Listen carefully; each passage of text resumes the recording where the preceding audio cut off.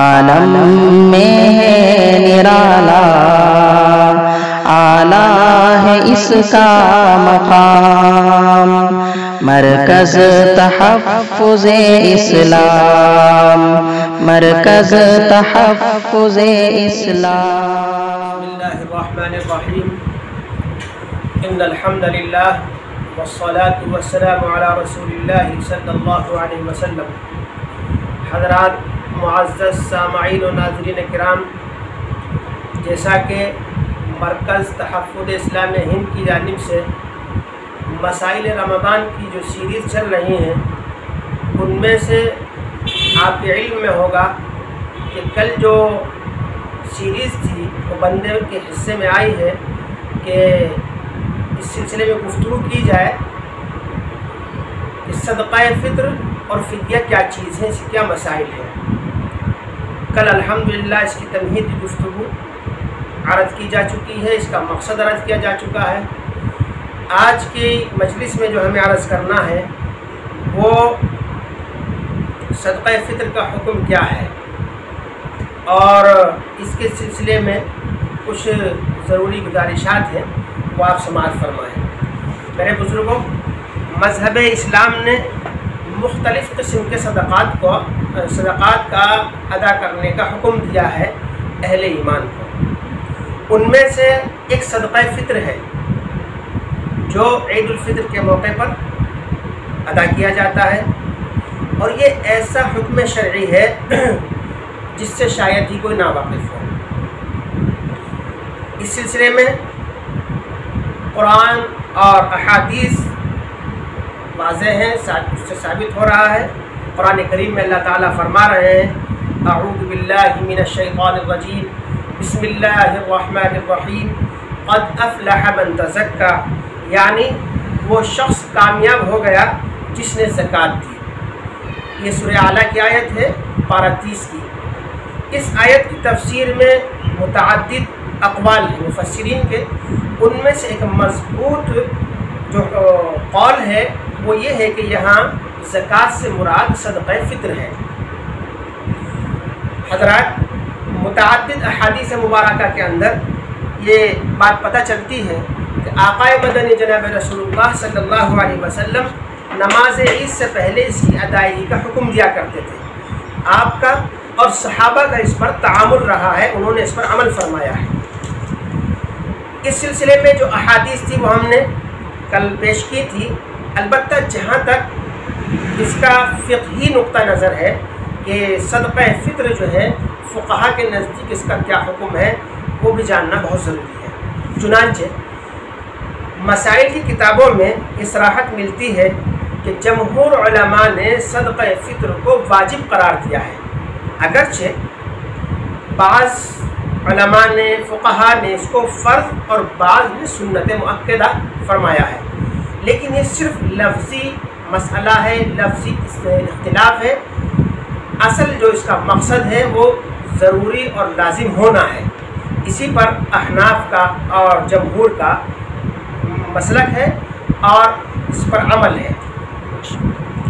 حضرات گرامی قدر، ایک اشکال کیا جاتا ہے کہ یہ اس کا جو حکم تھا منسوخ ہو گیا تھا، اور حدیث پیش کی جاتی ہے۔ بعض علماء کا خیال ہے کہ صدقہ فطر کا جو وجوب ہے وہ منسوخ کر دیا گیا تھا۔ ابراہیم بن علی اور ابو بکر بن کیسان کا یہی قول ہے۔ ان حضرات نے جو حدیث پیش کی ہے وہ ہے قیس بن سعد بن عبادہ رضی اللہ تعالی عنہ کی۔ حدیث کیا ہے؟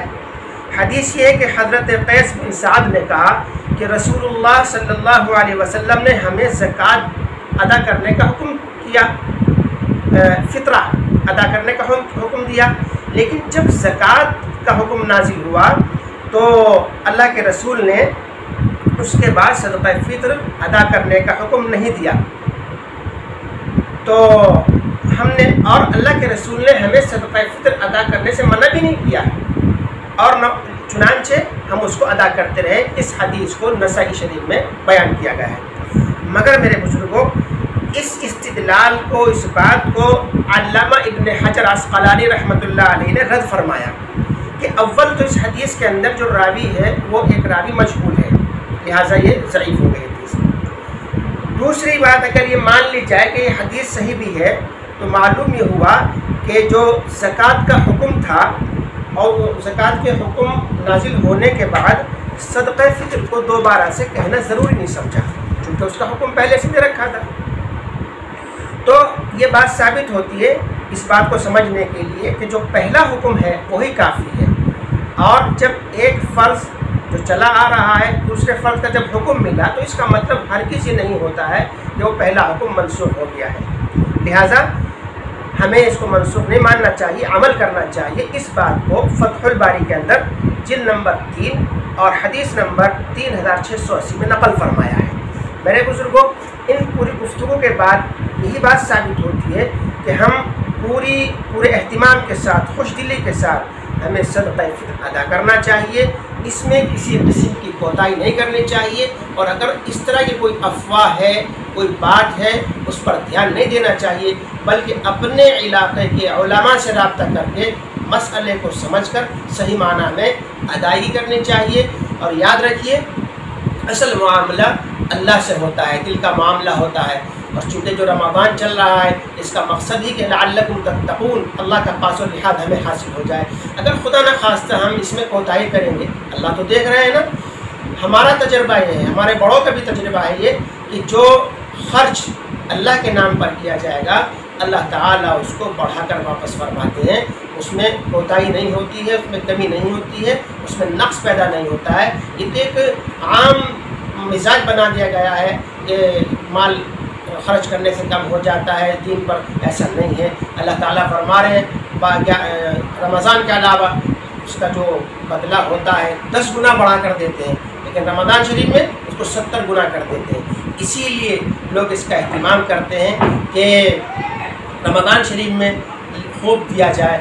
جو وہ تمام حضرات جو رمضان شریف میں خوب خرچ کرتے ہیں قابل مبارکباد ہے، اور ہر ایک سے آپ پوچھ کر دیکھ سکتے ہیں جو اللہ کے راہ میں خرچ کرنے والے ہیں کہ اللہ تعالیٰ ان کو کیسے نواز رہا ہے۔ اس میں میری آپ کی ذمہ داری بنتی ہے کہ ہم ہمارے اوپر جو صدقات واجب ہیں، فرض ہیں، یا جو بھی اللہ کی طرف سے احکامات ہیں، ہم ان کو سچے من کے ساتھ، خوش دلی کے ساتھ ادا کرنے والے بنیں۔ اسی میں میری آپ کی کامیابی ہے۔ اللہ تعالی ہم سب کو عمل کی توفیق عطا فرمائے۔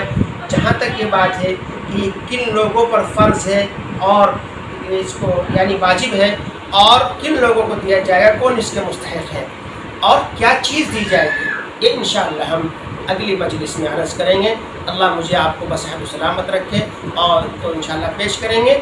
اور دعا کیجیے کہ جو موجودہ حالات مہاماری کے اور وبائی چل رہے ہیں، اللہ تعالی امن پیدا فرما دے، پورے عالم پر رحم و کرم کا معاملہ فرما دے، اور جو اس میں گرفت میں آ گئے ہیں اللہ تعالیٰ ان کو صحت عطا فرمائے، اور جو دنیا سے جا چکے ہیں اللہ ایمان والے اللہ تعالیٰ ان کی مغفرت فرمائے اور ہم سب کی حفاظت فرمائے۔ والسلام علیکم ورحمۃ اللہ وبرکاتہ۔ عالم میں ہے نرالا، اعلیٰ ہے اس کا مقام، مرکز تحفظ اسلام، مرکز تحفظ اسلام۔